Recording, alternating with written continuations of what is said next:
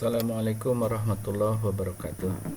Saya akan menceritakan menangani permasalahan yang menimpa kepada anak didik saya di kelas 11. Ya, pertama saya menemukan 3 kali pertemuan anak tersebut tidak masuk di pelajaran saya. Pas saya tanyakan juga ternyata di pelajaran yang lain juga tidak masuk. Kemudian saya berkomunikasi dengan wali kelasnya dan juga dengan guru BPM-nya, dan saya diberi informasi bahwa anak tersebut sedang ada masalah di rumahnya, di keluarganya ya. Saya berusaha untuk meminta bantuan kepada wali kelas juga ke guru BP untuk bisa bertemu ya.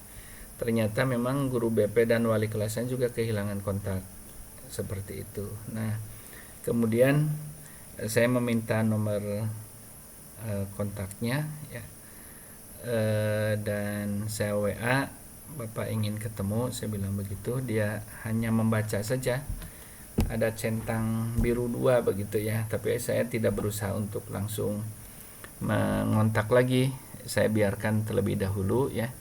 Ternyata di pekan berikutnya saya dapat kabar dari guru BP bahwa si Pulan ini ada di sekolah, dan kalau Bapak mau bicara ke saya tuh boleh janjian ketemu nanti istirahat, saya bilang begitu. Dan alhamdulillah pas istirahat saya ketemu dengan anak tersebut.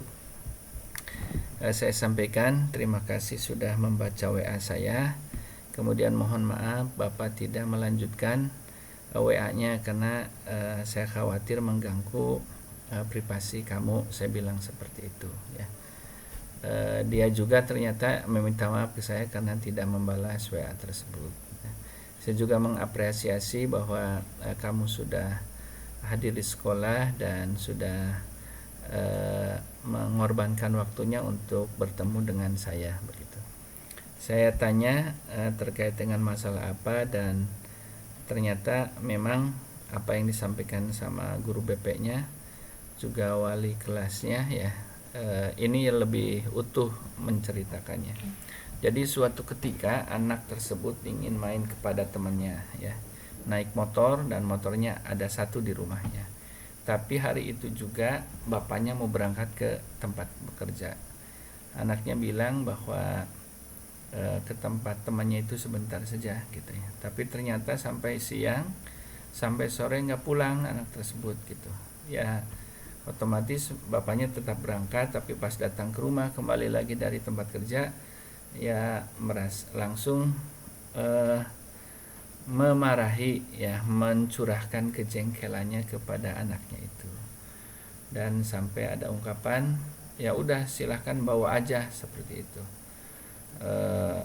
sambil menyerahkan uang dikasih seperti itu dan sebagainya. Dan ternyata ungkapan begitu tuh malah menantang si anak tersebut untuk keluar dari rumah ya, sehingga selama seminggu tidak ada komunikasi dengan ibunya, dengan ayahnya ya, seperti itu. Dan itulah yang menyebabkan siswa tersebut tidak hadir ke sekolah ya. Jadi pas saya tanya di mana nginepnya, ya saya pindah-pindah tempat Pak katanya, ada di si Anu berapa hari malam gitu, di si Anu berapa malam seperti. Gimana sekarang, udah komunikasi dengan ayah belum katanya, sudah komunikasi dengan ibu, sudah WA-an tapi belum ke rumah gitu. Terus sekarang tinggal di mana? Saya berada bareng dengan nenek katanya gitu. Ya alhamdulillah saya apresiasi karena ya, dia sudah mau berterus terang dengan kondisi yang ada ya, dan tentu saya bahagia karena permasalahannya kemudian jadi kita bisa dengan utuh mendengar ungkapan dari siswa tersebut. Nah selanjutnya ya saya sampaikan bahwa kamu keluar mungkin untuk usia kamu ya dianggap wajar, tapi juga bapak kamu bersikap seperti itu bapak anggap, saya bilang itu juga wajar karena ya namanya orang tua mau berangkat kan, itu seperti itu. Walaupun kan pada akhirnya hasil pekerjaan ayahnya kan untuk kita, untuk biaya kita, biaya hidup, biaya sekolah dan seterusnya. saya sampaikan seperti itu ya. Jadi iya Pak gitu. Jadi dia mengakui, tapi kayaknya saya belum siap untuk ketemu dengan ayah Mas. Ya nggak apa-apa, jangan dipaksa, tapi komunikasilah dengan ibu gitu. Kasihan ibu menunggu kamu sih di rumah.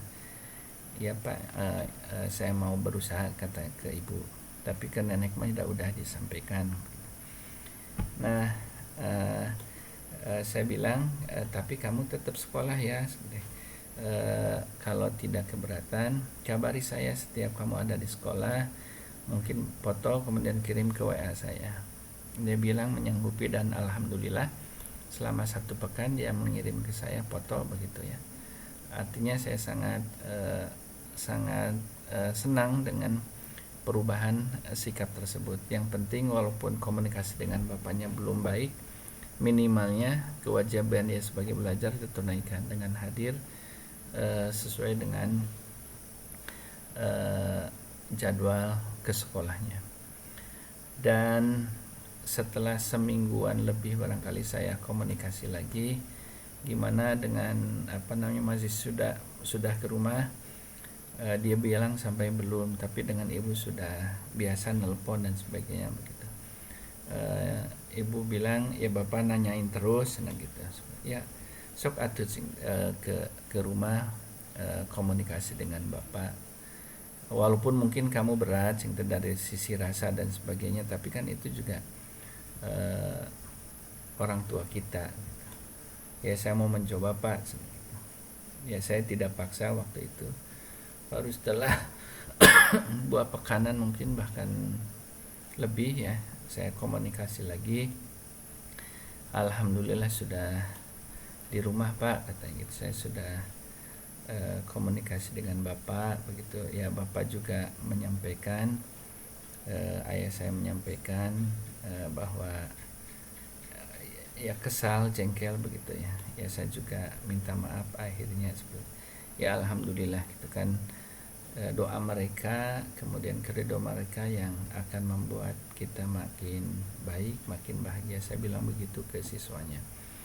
Dan di akhir November ini alhamdulillah anaknya sudah